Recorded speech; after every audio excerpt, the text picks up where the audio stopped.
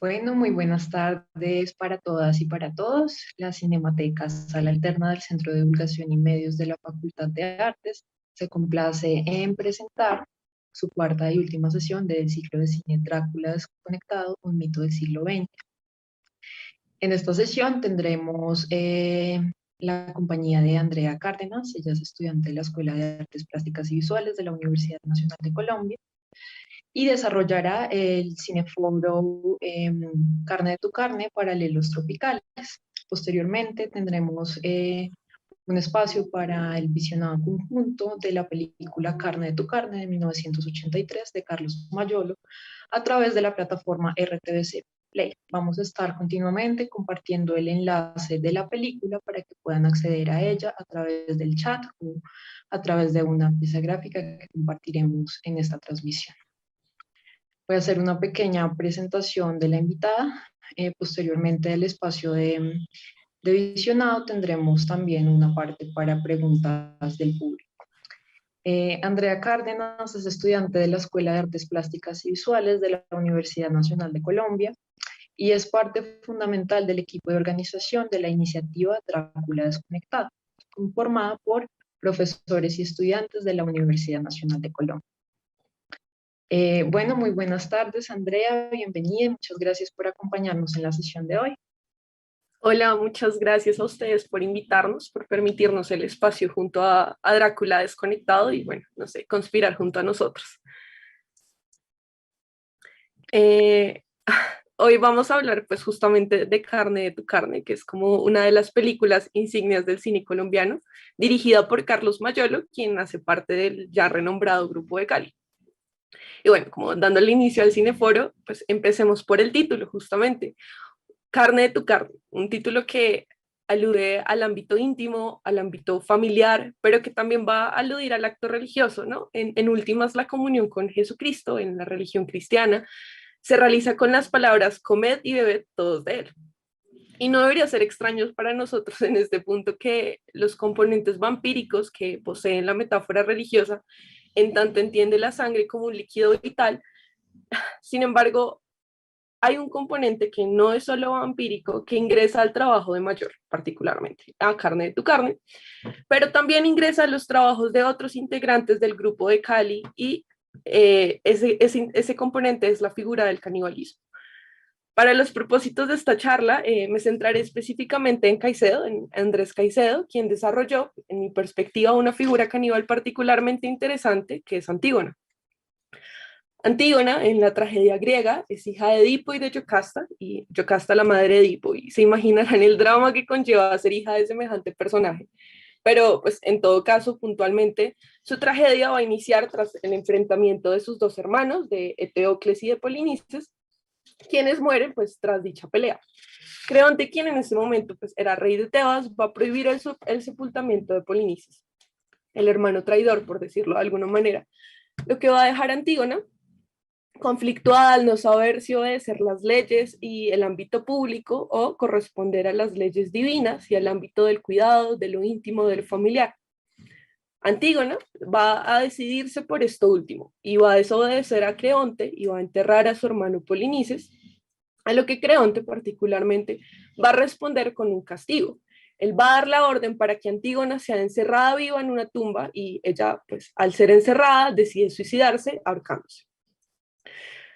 Antígona como un personaje de la tragedia griega encierra los valores más generosos de la abnegación femenina, por ponerlo de alguna manera, y sobre todo la entrega familiar. Y este personaje menciona a George Steiner, que es un estudioso de la figura de Antígona en diferentes interpretaciones narrativas, pues él va a mencionar que Antígona posee tanta relevancia precisamente al encerrar varios conflictos muy fundamentales para la humanidad, como lo pueden ser la disputa entre los hombres y las mujeres, lo viejo y lo joven, lo público y lo íntimo, o lo vivo y lo muerto.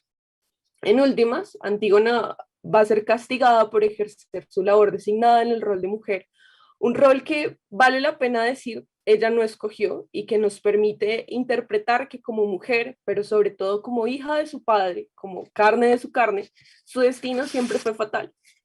Pero volvamos a Caicedo. La Antígona de la tragedia caicediana es un personaje que aparece en dos historias que van a ser publicadas de manera póstuma y que son editadas por Luis Ospina y por algunos otros que en este momento no recuerdo. Y para algunos, estas dos historias que son Noche sin fortuna y un cuento homónimo a nuestro personaje llamado Antígona, esta novela va a designar justamente o va a ser fundadora de un movimiento conocido como el gótico tropical. Antígona, en la narrativa de Caicedo, es una inversión de la figura griega de Antígona. En Caicedo, Antígona va a ser una mujer mayor, una mujer que desdeña a los dioses para ser justamente un agente de sí misma. Y esta decisión, esta agencia sobre sí misma la va a convertir en un monstruo, un otro que es salvaje y que es más salvaje en un otro que es salvaje y es más salvaje que las criaturas de la naturaleza, y sobre todo más salvaje que aquello que se acoge a los dominios del hombre. Y no en vano, Caicedo la describe como una mujer pez, haciendo varios guiños a Moby Dick, que no es sino otra narración que plantea el tema de la lucha del hombre contra la naturaleza y, en el caso de Caicedo, su sumisión, su entrega completa hasta desaparecer devorado por lo salvaje. Retomemos esta idea de lo salvaje y hablemos de Caliban. Caliban es un personaje de Shakespeare que va a representar justamente la idea de aquello que es salvaje y que es primitivo. Él es un esclavo en la obra La Tempestad, pero no es cualquier esclavo, es un esclavo que es salvaje, cuyo cuerpo es deforme, es oscuro, es animal, y no es casualidad que en diferentes representaciones pues de esta obra de La Tempestad se le muestre como un personaje africano o indígena. Caliban, que podría ser un juego de palabras de caníbal, representará los temores del hombre blanco, que teme a aquel otro que considera salvaje y teme su sublevación. Pero afortunadamente para Próspero, quien en la obra es el propietario de Caliban, al final, pues este va a decir subyugarse y va a decir pedir perdón. Sin embargo, en esto hay algo en lo cual me gustaría profundizar, y es el concepto de lo caníbal, de lo antropófago. Justamente el uso del término caníbal ha sido un arma a favor de las diferentes empresas colonizadoras.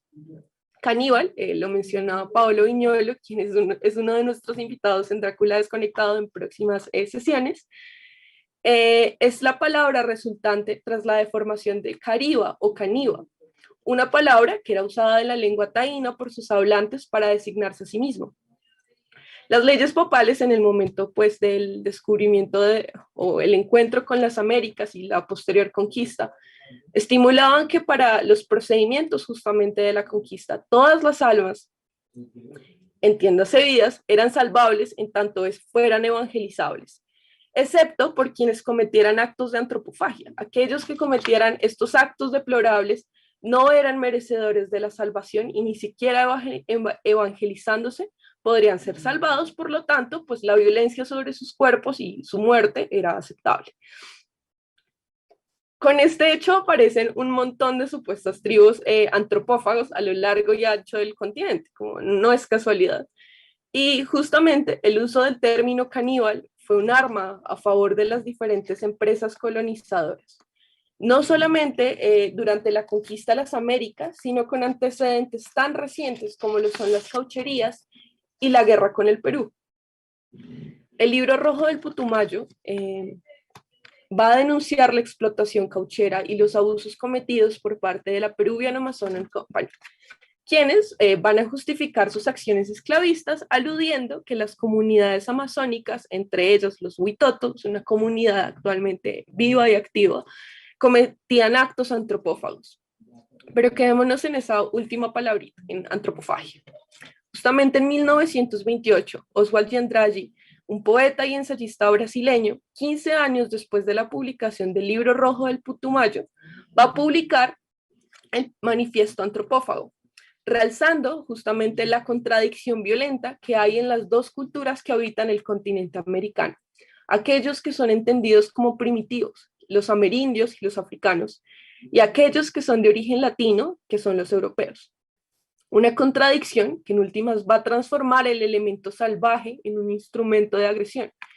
Y el manifiesto de Andrade va a proponer una deglución crítica.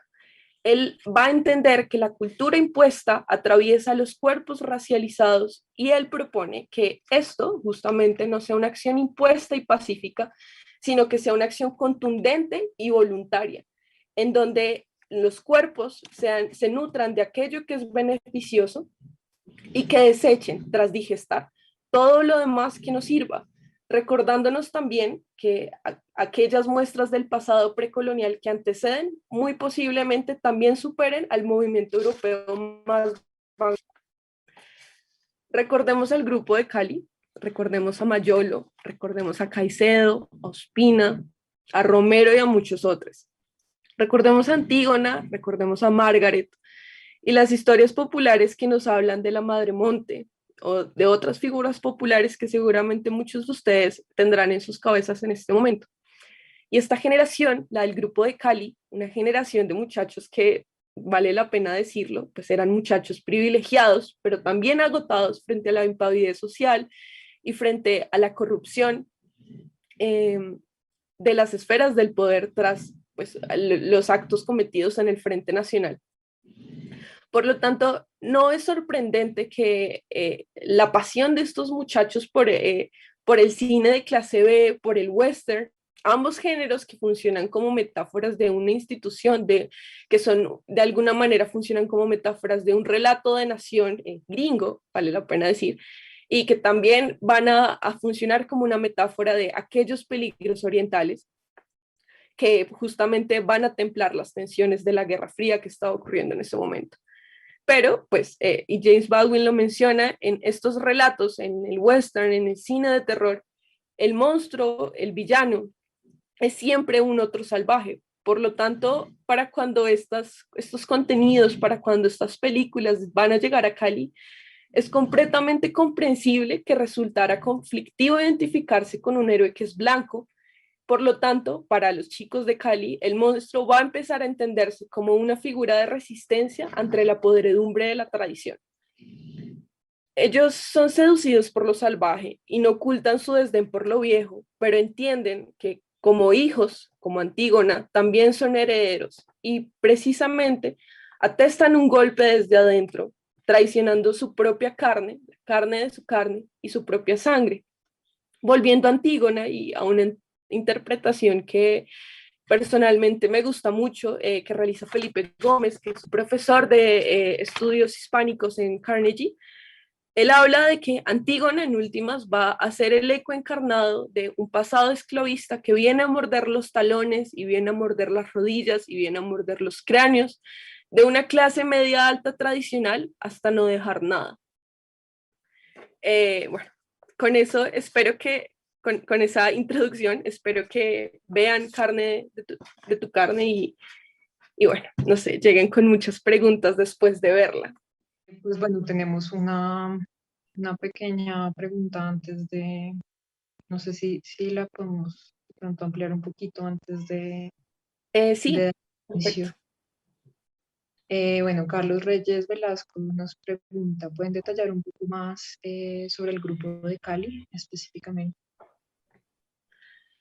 Bueno, pues el grupo de Cali era una serie de muchachos, los más reconocidos del grupo pues va a ser Andrés Caicedo, quien se suicida en el 77, no, si no estoy mal, justamente un año después de que se acabó el Frente Nacional, pero también estaría Luis Ospina, quien murió hace poco, Carlos Mayoro, el director de la película que vamos a ver hoy, Sandro Romero, otro director, varios chicos que se reunieron, como muy apasionados también con la apertura a la cultura gringa, como que reunían películas, hacían cineforos, leían poesía, cada uno como muy apasionados por las artes.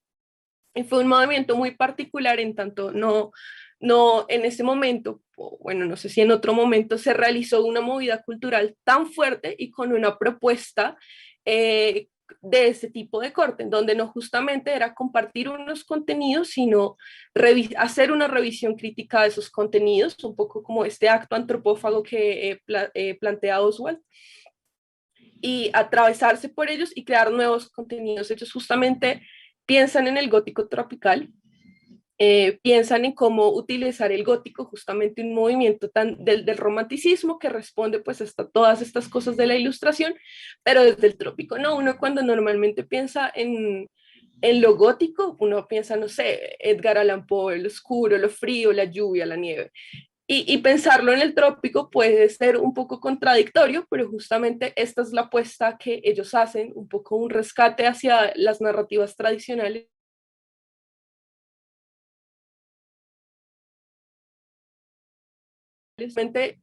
Lo sublime, esta idea del romanticismo, plantean hacer un gótico tropical, ¿no? Un terror delicioso, por ponerlo de alguna manera. Y esto es el grupo de Cali, ¿no? Como una propuesta de adolescentes en ese momento que cambió un poco después de la muerte de Caicedo, claro, pero en general se mantuvo. Han sido personas que realmente tuvieron una producción artística prolífica en sus campos y que en últimas pues han definido el panorama por lo menos de la cinematografía nacional, en el caso de Caicedo pues de la literatura nacional e incluso latinoamericana.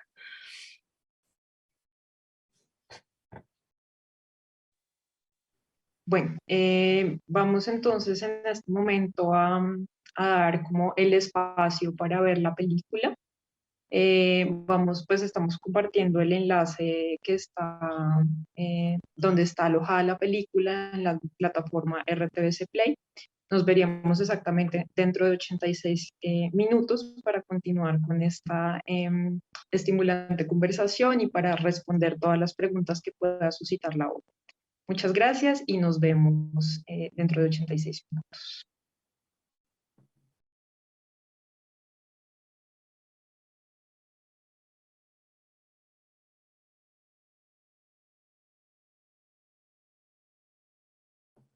Bueno, nuevamente les saludamos desde la Cinemateca Sala Alterna del Centro de Divulgación y Medios de la Facultad de Artes de la Universidad Nacional de Colombia. Tendremos entonces el espacio para que Andrea Cárdenas y, bueno, en lo posible responderemos todas las preguntas que tengamos en relación a la película y esperamos que hayan disfrutado la película a través de la plataforma. Daremos entonces paso a la parte de preguntas del público. Tenemos una pregunta que está relacionada con el tema de la financiación de la película. Dice así, esto fue una película hecha con dinero del Estado. Andrea, no sé si quieres hablarnos un poquito respecto a eso. Bueno, sí, pues sí, no. En ese momento había una institución pues, de fomento al cine llamado Focine y lo que hacían era otorgar unos créditos pues para realizar producciones audiovisuales. Igual no eran como grandes créditos, cubrían una parte de la producción, pero en realidad como no toda. Y finalmente pues la producción quedaba, o sea, se volvió a propiedad de Focini, quienes eran los encargados de distribuirla. Pero en el caso de Carne de tu Carne, pues realmente el dinero no alcanzó. Carlos Mayolo en algún momento dice que le tocó hacer como recorte de fantasmas porque no iban a poder estar todas las personas contratadas, porque no había con qué pagarles. También él actúa en la película, muchos de sus amigos actúan. Él incluso dice que le tocó vender casi hasta su máquina de escribir para poder financiarla. Por lo tanto, como que había una especie de apoyo estatal, entre comillas, pero realmente no lo era. Y teniendo en cuenta que en últimas se quedaban pues con los derechos de distribución, pues es, uno podría decir que es hasta un apoyo algo vampírico. Claro que sí.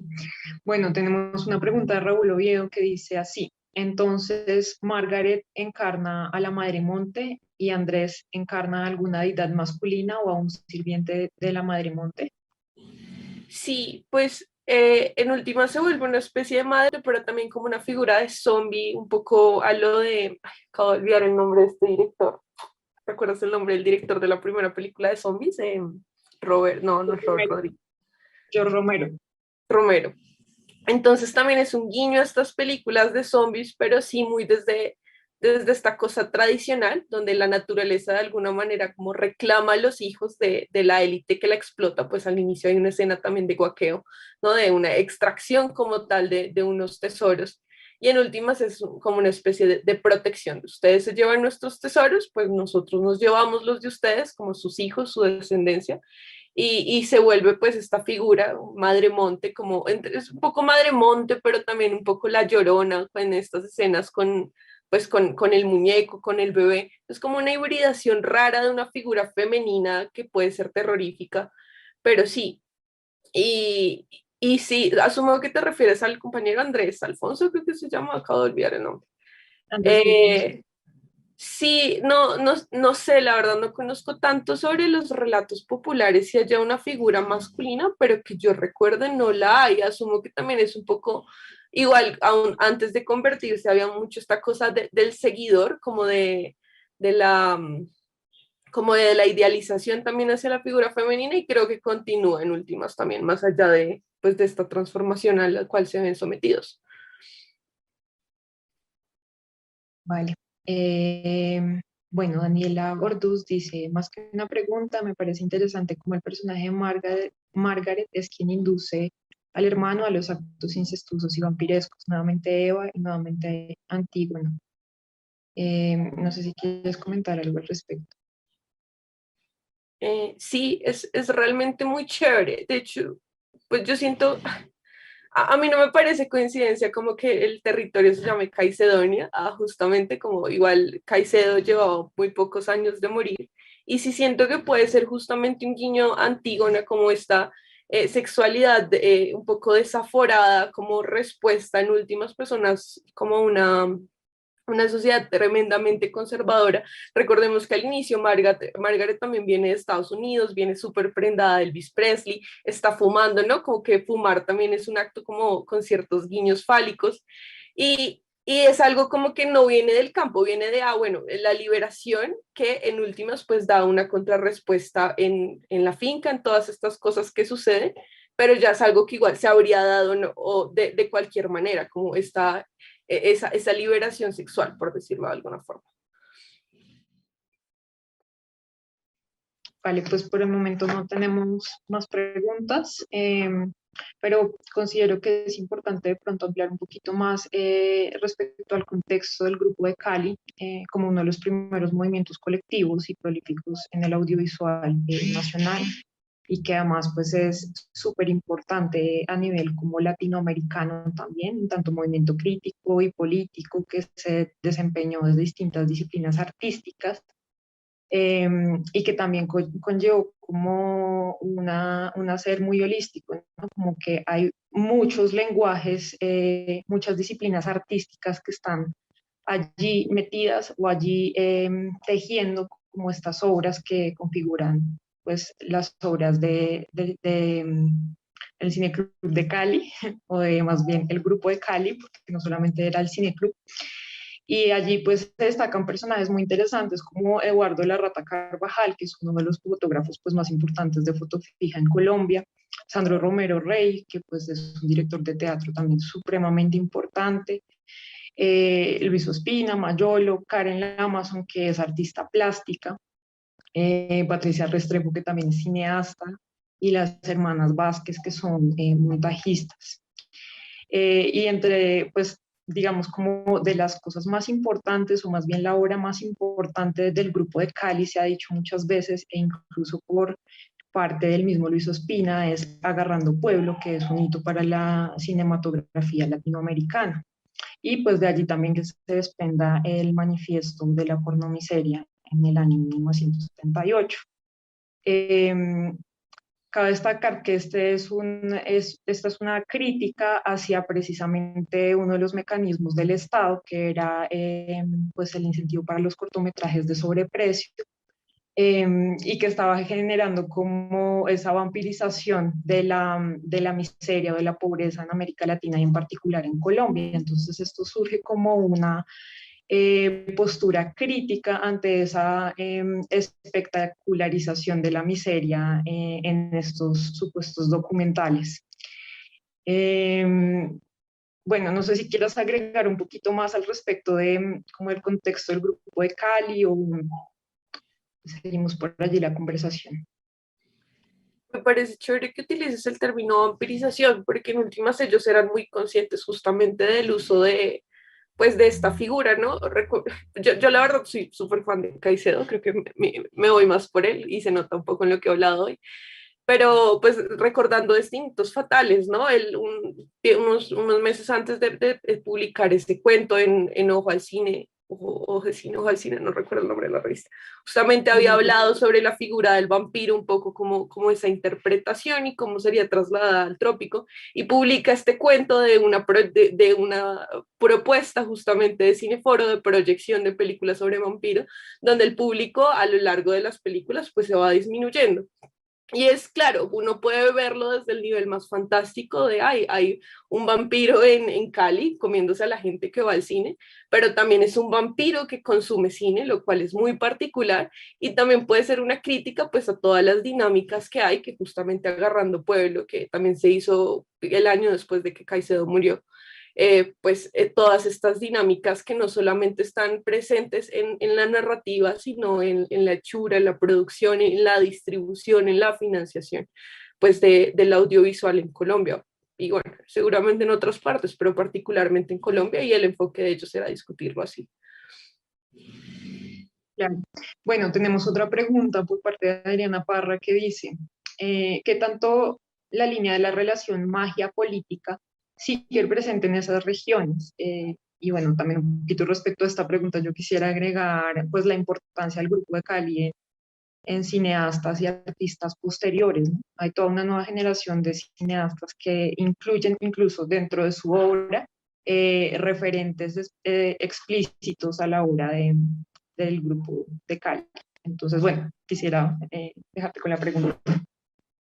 No, no, de hecho recordé el corto que me recomendaste de Jorge Navas, como el 96, 97 es, lo vi, también muy, o la relación es totalmente directa, es muy, no sé, es impresionante. Pero bueno, respondiendo ya puntualmente a la pregunta, sí, o sea, la relación magia-política en el territorio colombiano particularmente es absoluta e incluso aterradora, y no solamente en Cali, sino todo el territorio. Nada más por poner un ejemplo, la Virgen de Chiquinquirá, ¿no? Como que inicia la pandemia y lo primero que hacemos como acto político en presidencia es encargarnos a la Virgen de Chiquinquirá, que también vale la pena decir no se ha restaurado porque estamos esperando un milagro, ¿no? Porque el primer milagro de la Virgen de Chiquinquirá es que se restauró sola como obra pictórica y seguimos esperando un poco eso. Entonces, no sé, no es en vano que Colombia es el país del Sagrado Corazón y si bien la Constitución dice que es un Estado laico, pues solamente en el papel, todos los presidentes se encomiendan, hay una fuerte como relación con la iglesia, también un poco como con los rezos. Entonces sí, sigue muy presente, yo no sé, no recuerdo noticias puntualmente ahora, pero sí, no sé, tipo en la costa sucede mucho, realmente en todo el territorio donde siempre salen noticias de, ay, tal persona se encargó a alguien que, no sé, le leía las cartas, lo que sea, e incluso en la cultura popular, uno no se va al centro y siempre hay alguien que te reparte un volante donde te dicen que te amarran al parejo, cosas así. Entonces es algo que continúa súper presente. Yo no creo que la verdad se vaya a ser algo que se elimine prontamente, sino que está supremamente integrado en la idiosincrasia colombiana y latinoamericana, me atrevo a decir, pero sí. Vale. Pues por el momento no tenemos más preguntas, tenemos como un comentario respecto a la vampirización también en pura sangre y bueno, eso me lleva a pensar un poco en esta crítica o en esta cosa que está tan presente, en este elemento que está tan presente en la obra del Grupo de Cali, que son los ingenios azucareros, ¿no? También un poco como la crítica a lo que implicó las plantaciones azucareras en nuestro continente, a la situación de saqueo permanente y de reconfiguración como económica y política a raíz de estos grandes como emporios económicos. Eh, y bueno, también un poquito quisiera tocar el tema de la construcción de la casa, que es una temática que plantea la investigadora Juana Suárez, como en un texto que hace respecto a la obra de Mayolo en particular, y ella analiza tanto Carne de tu carne como La mansión de Araucaima, que es el siguiente largometraje de Carlos Mayolo, proponiendo un poco la construcción de la casa, o sea que las casas, las haciendas azucareras tienen una gran importancia porque es un poco como la reproducción del Estado, sí, del Estado que Mayolo quiere cuestionar o quiere criticar. En el caso específico de Carne de tu carne, pues es un poco cómo se desmorona el núcleo familiar a través de este espacio, ¿no? Eso se va viendo a través de la película.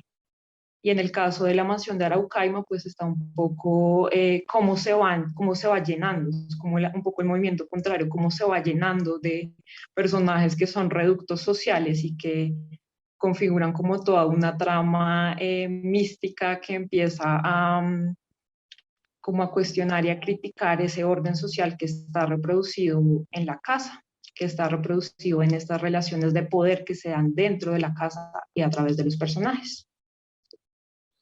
Sí, pues en últimas uno podría interpretar a Carne de tu carne como una gran metáfora frente al frente, sobre el Frente Nacional, ¿no? Y que el hecho de que prácticamente inicie con la explosión de Cali del 56, que es el año en que Robinilla pues deja de ser dictador y se instaura el Frente Nacional, también un poco de manos de Laureano Gómez, quien había, bueno, quién sabe, en fin, es muy diciente, ¿no? Como que una explosión, y yo leí al respecto de la explosión, porque la escena de la abuela muerta casi como que me causaba mucha gracia, y fue como, ¿qué es esto? Y en últimas fue tan fuerte que las tumbas del cementerio central en Cali fueron abiertas y obviamente pues Mayolo lo llevó a un terreno de la ficción donde, bueno, la abuela vuelve a la casa, el muerto vuelve, pero entendido en términos del Frente Nacional, pues es una explosión, ¿no? Como que Rojas Pinilla deje de estar al mando, una explosión que vuelva a instaurar lo muerto, lo viejo, la podredumbre en la casa, en la tradición, en lo íntimo, en lo familiar. También la mamá, no recuerdo el nombre en este momento, pero soy súper mala con los nombres. Pero la mamá en algún momento, cuando llega el hijo militar, y es como, ay, no, los militares son increíbles, pero no cuando están en el poder. Pero al par de minutos, lo primero que hace es, no, España es increíble, España época como muy reciente del franquismo. Entonces también ahí uno empieza a entender como esas dinámicas un poco del Frente Nacional, del sector conservador, pues del Frente Nacional, y también a qué le hacían guiños, ¿no? A qué tipo de movimientos políticos y que igual, pues recordando que esta película fue hecha en plena Guerra Fría, donde como que, claro, Margaret y Andrés quedan como unos fantasmas en el monte, pero también está el fantasma del comunismo recorriendo Europa y teniendo en cuenta que ellos son los herederos pues de su tío y de su abuela. ¿Qué sucede ahí? ¿Qué son estos fantasmas y qué están representando? Sí, un poco respecto a eso y respecto a un comentario, pregunta que tiene Oscar en el chat respecto a la escena del pavo, el diálogo de Mayolo, ¿no? Que odia a los pavos porque no son rojos ni azules. Eso nos hace pensar un poco como en esas tensiones políticas de la época. Y bueno, Raúl Oviedo también pregunta, ¿hay alguna deidad, santo o virgen o algo de eso que sea antagónica de la Madre Monte? Uf, la verdad, no lo sé. Yo respondería muy despistadamente, pero yo tiendo a pensar que cualquier representación de la Virgen es una contraposición a la Madre Monte, ¿no? Especialmente uno podría pensar las vírgenes de leche en América Latina. Digamos, en el caso pues, de América Latina, todo el proceso de evangelización y de reproducción de imágenes religiosas pues tenía un trasfondo completamente pedagógico. Y justamente las vírgenes de leche pues eran imágenes de la Virgen creadas para fomentar el hecho de que las madres pues dieran de pecho a sus hijos. Y las madres de leche pues son, las vírgenes de leche son muy populares en América Latina, son representaciones que se repiten muchísimo, que están incluso en las casas como que siempre es la madre, la Virgen María con el niño Jesús en el canto, cerca al pecho. Yo creería que esa es la contraposición un poco pues de la Madre Monte, ¿no? La Madre Monte en últimas es una mujer liberada, como podría decirse, de la carga de los hijos, de la carga del esposo, de la carga de mantener una relación específica en la sociedad para embarcarse en la naturaleza y ser salvaje, ¿no? Casi uno podría pensarlo como una figura animal. Las vírgenes de leche o la virgen en general, en el enfoque que tienen en América Latina, pues son la contraposición, ¿no? Es la mujer en el espacio íntimo, en el rol asignado de cuidadora, ¿no? Que eso es muy importante. La Madre Monte no es cuidadora, entendida en un ámbito de lo social, de la ciudadanía, como en lo de Rousseau. La Virgen lo es, ¿no? Y la Virgen responde perfectamente a este ideal que todavía se mantiene mucho sobre la ciudadana, ¿no? En últimas, como que no solamente es un rol de mujer, porque uno podría decir mujer también es madre monte, sino de ciudadana, es ciudadana en un contexto, no sé, colombiano, latinoamericano, de país racializado y colonizado. Bueno, hay una pregunta que me parece súper chévere que respondas, porque los artistas plásticos tienen como una relación muy estrecha con este tipo de preguntas. La pregunta dice así: ¿los animalitos que aparecen en el entorno terrorífico corresponden a leyendas colombianas? Hay caprinos, cerditos, aves, etcétera. Yo no sé si responden tanto a como como a cosas del folclore colombiano, pero sí creo que tienden a metaforizar la situación, ¿no? Están los pájaros, ¿no? Este disparo al pájaro tibio, al pájaro, no sé, como sin posición política, pero pues no sé, en la época de la violencia, pues los pájaros eran una asociación de hombres de corte paramilitar, justamente que ejercían violencia a alguien por no demostrar una posición política clara o por demostrarla demasiado, pero no era la que les gustaba. Los cerdos, pues normalmente se asignan como a la corrupción, las cabras suelen asignarse un poco como a las cosas de la brujería, de la maldad, y en últimas, como el sentido de cada uno de los animales, que claro, tiene un sentido simbólico específico que igual en este momento no los recuerdo también. Es muy importante es el hecho de que el animal esté en la casa, ¿no? Y es una representación de la naturaleza, un poco tomando o posando sus garras en esta estructura, justamente como lo decía Adriana, pues de la familia que se cae, ¿no? La familia tradicional que da paso a algo más orgánico, algo más natural, algo más animal, que es justamente a lo que quiere evadir pues una clase política, una clase social más tradicional. Recuerdo a la mamá diciendo, llevémonos la waflera a la finca, cosas así que uno dice como en últimas no les interesa vivir en una finca o su entendimiento frente al campo, frente a la ruralidad, es algo vacacional, es algo, una extensión de su vida citadina. Y el hecho de que el cerdo, la cabra, el pavo ingresen en la casa es un rompimiento de esa estabilidad, de esa tranquilidad, de esa burbuja de la hacienda para convertirlo en en la naturaleza, ¿no? En un ámbito rural de verdad. Vale. Bueno, respecto a eso, yo quisiera agregar un pequeño comentario y es la utilización del incesto como manera de perpetuar el poder en ciertas familias, como una estrategia política también. Y cómo pues esto es criticado desde la naturaleza misma, ¿no? De esto, de cuando hablan de las plantas, ¿no? Como se degenera la raza cuando se duplican, que cuando se relacionan entre sí se duplica y se degenera la raza.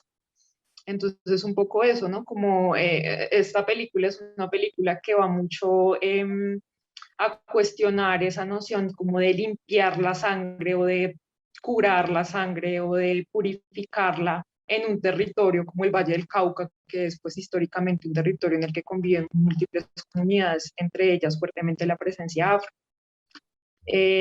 Bueno, quisiera entonces continuar con otra pregunta que dice, ¿cómo aparece el recurso humorístico que tanto usa Mayolo en esta película? Pregunta de Daniela Orduz. Uy, no lo sé. La verdad no sabría cómo responder. No, me corchas.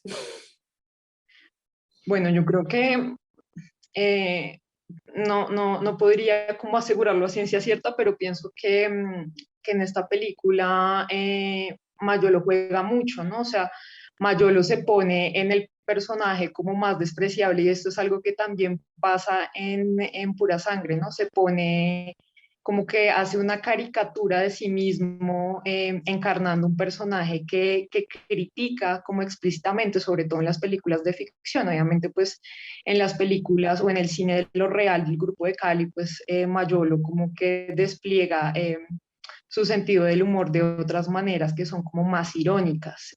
Bueno, digamos que también podríamos ver ironía en este gesto de como caricaturizar o exacerbar ciertas características que se están criticando al mismo tiempo en la narración.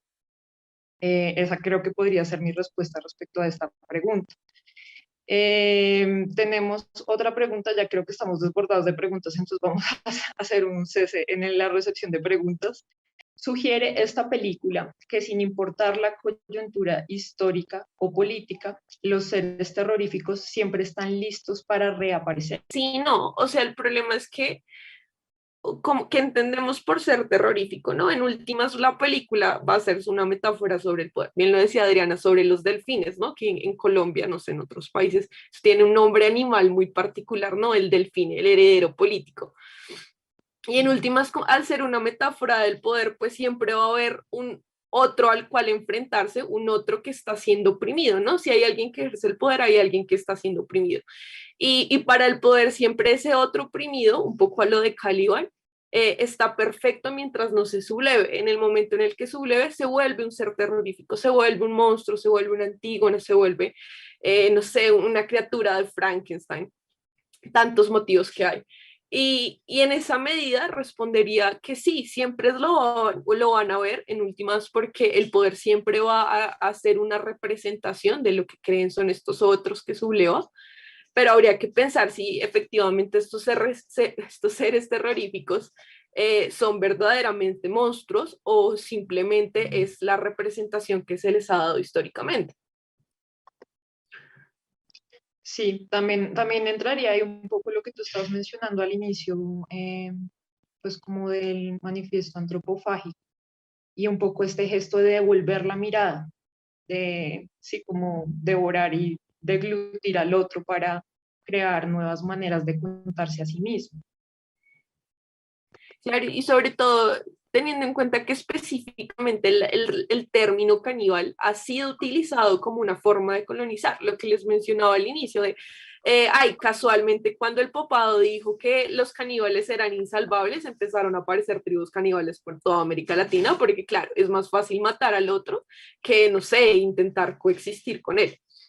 Y eso es un poco, en últimas, como la respuesta de, en la medida en la que se tenga que como que hayan estas relaciones de poder que están desequilibradas, pues siempre va a haber una especie de hacer monstruo al otro para poder deshacerme de él, teniendo, entre comillas, una justa causa. Sí, como un poco deshumanizar al otro, como mucho deshumanizar al otro para justificar un poco el extractivismo histórico y que pues sigue en pie. La escena en donde el personaje de Andrés tenía una falda y sus padres dudan de él está muy cerca al homosexualismo. Sí, yo creería que es intencional, porque de hecho ay, acabo de olvidar el nombre, en Agarrando Pueblo, no, sino en, bueno, sí, también, en Agarrando Pueblo y en Pura Sangre hay varias alusiones a la homosexualidad, como en los 80 pues, y todavía era algo vetado públicamente, no era un tema tabú, y pensándolo en los 80 pues con todo el tema también del VIH. Entonces, en últimas, sobre todo para la sociedad de élite caleña y en general la sociedad de élite pues en toda Colombia, pues la homosexualidad siempre va a ser algo que no es preferible, como bueno, ahora lo aceptan y no sé, uno podría pensar en Pedro Santos, el hijo de Pacho Santos, que es gay, y es algo como bueno, es aceptable, pero no es algo que se prefiera, porque igual siempre la tradicionalidad es fuerte y en esa medida pues el grupo de Kylie, Mayol, Ospina, Caicedo hacen una apuesta muy fuerte a la homosexualidad, teniendo en cuenta que es algo que incomoda, es algo que molesta a las élites, pero es algo que existe. Y ellos, pues lo que no se nombra no existe, y ellos justamente lo nombran para dar visibilidad y decir como, esto existe, para ustedes es aberrante, pero lo aberrante es que lo consideren de esa manera. Claro, sí. Bueno, tenemos una pregunta que ya es como más técnica y es, ¿Luis Ospina es mejor editor de ficción o director de ficción? Yo creo que eso está muy relacionado al juicio de gusto. Es una cosa que está enteramente relacionada al juicio de gusto, pues porque a Luis Ospina le han dado palo históricamente por sus películas de ficción. Soplo de Vida es una película que muy poco gustó. Pura Sangre pues fue una gran pérdida económica y también fue muy criticada en su época, en su momento de estreno. Eh, pero creo que estas películas son películas que tienen importancia en tanto que son, pues, que no se habían hecho, que no se había como explorado, cómo traer estos otros lenguajes que ya se venían explorando en otros territorios, en el cine, en la literatura, a nuestro cine y qué hacer con eso, cómo adaptar un poco esto. Y bueno, en relación a al asunto del gótico tropical, también yo quisiera resaltar un poco el surgimiento del término, ¿no? Cómo surge esto en medio de una correspondencia que tienen Luis Buñuel y Álvaro Mutis en relación a su novela La mansión de Araucaima. Bueno, en realidad la novela surge como una respuesta ante un planteamiento que es un desafío que hace Buñuel respecto a que no podemos hacer un cine gótico, perdón, un relato gótico en el trópico. Entonces, esta novela surge un poco en respuesta a ese cuestionamiento. Eso en relación a esto de traer como relatos y estilos, géneros que son foráneos, pues a dialogar con nuestras propias tradiciones culturales. En relación al tema del montaje de Luis Ospina, creo que ahí se refiere un poco también a la relación que tiene Ospina-Rubén Mendoza, y creo que eso sí tiene que ver mucho con el juicio de gustos, una cosa que tiene que ver con cómo, o sea, como un poco estas dinámicas de creación que se dieron y que se siguen dando en el cine, que es una cosa como de colaboración mutua y prolongada entre autores, pero que cada quien tiene su línea, que cada quien tiene como su postura en el mundo. Entonces, pues a mí personalmente me parece que Luis Ospina es un gran, o fue un gran montajista, eh, pero personalmente de mi gusto no es tanto o tan profundamente el cine de Rubén Mendoza. Entonces, pues creo que igual es una pregunta que es muy, pues que está como demasiado enfocada a la percepción y a los gustos, a los afectos de cada quien respecto al cine. No sé si tú Sobre quieres agregar todo, algo.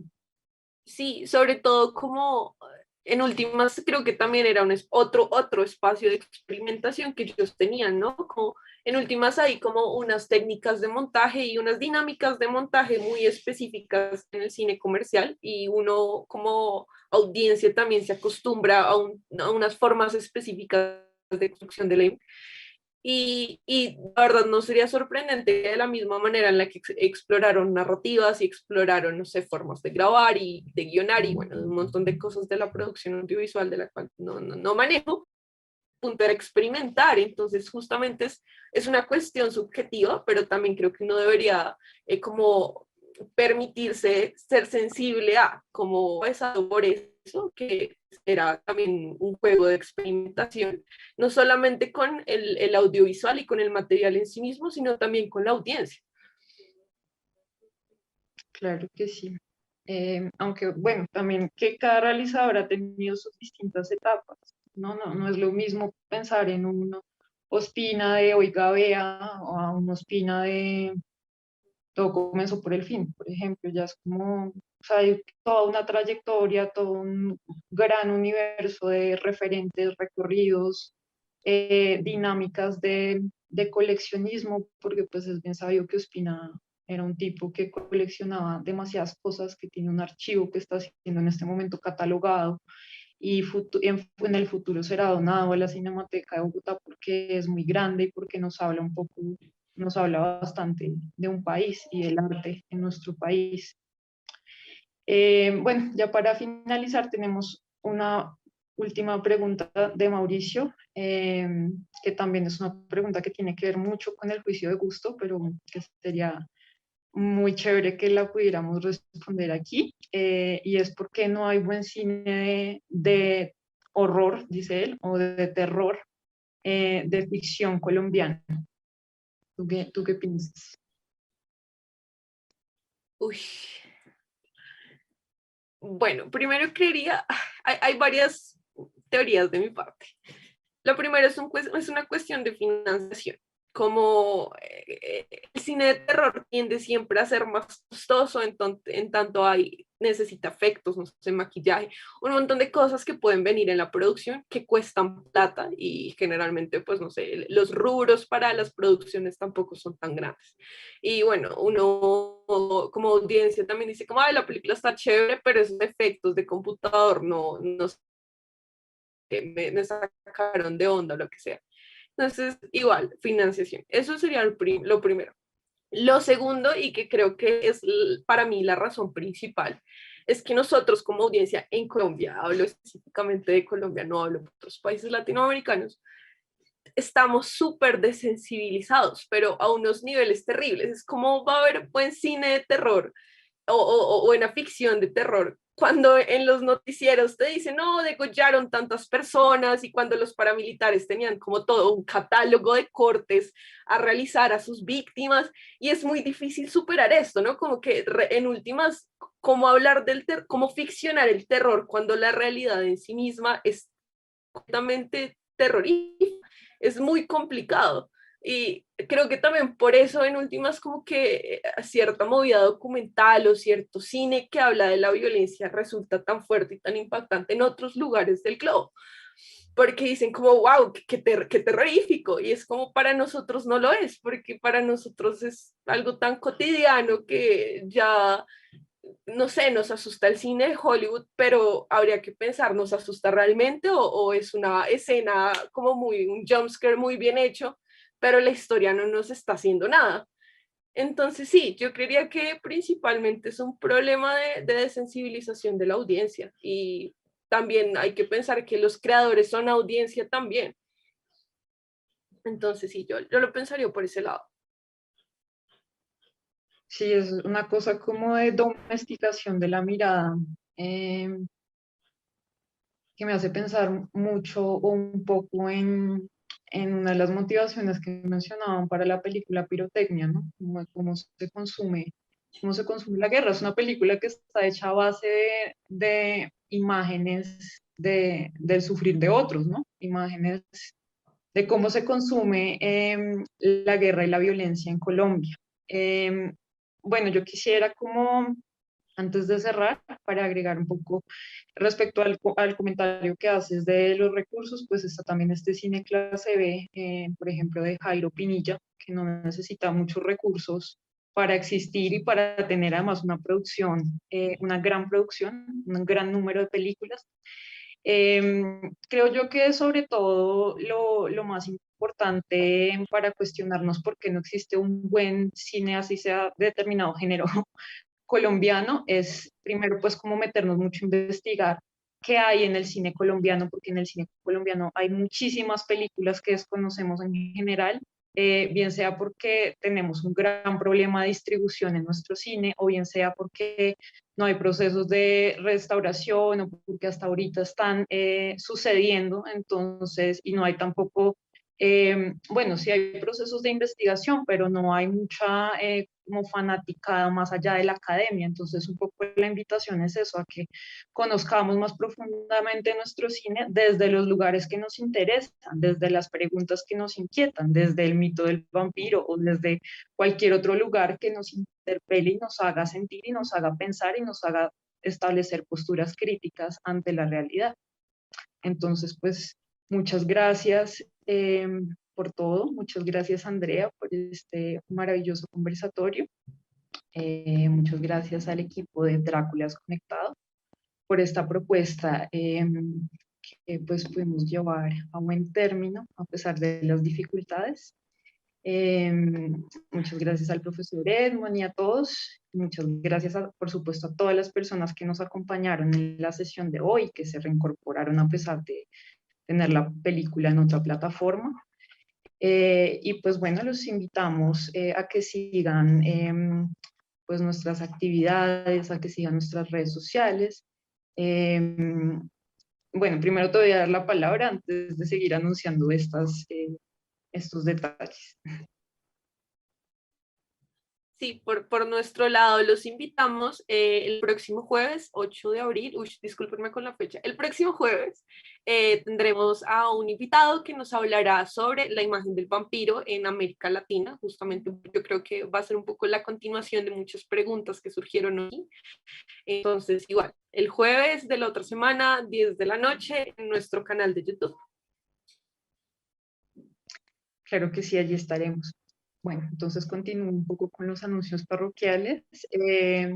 Entonces, la invitación para que nos sigan en redes sociales a quienes aún no lo han hecho. En Facebook es cinemateca.unal, en Twitter es Sala Alterna UN, en Instagram es Cinemateca Sala Alterna, todo pegadito y una sola A entre Sala y Alterna. Para la próxima semana, entonces, tendremos nuestra primera sesión de cine familiar del semestre de este año, que será de 5 a 7 p.m. y tendremos dos cortometrajes muy bellos, que son Tres Pies y Ramón, realizados por la empresa Pescadito Films, que está conformada por Giselle Giney y Natalia Bernal, que son las directoras de los cortometrajes y además son egresadas de la Universidad Nacional de Colombia. Entonces, pues este es un espacio que está abierto también para un público, digamos, más amplio en términos de edad. Pueden traer a sus niños, a sus primos, hijos, sobrinos, lo que sea, y podemos discutir desde un lenguaje un poquito más abierto para este tipo de público. Entonces, pues nuevamente muchas gracias y nos veremos en una próxima oportunidad.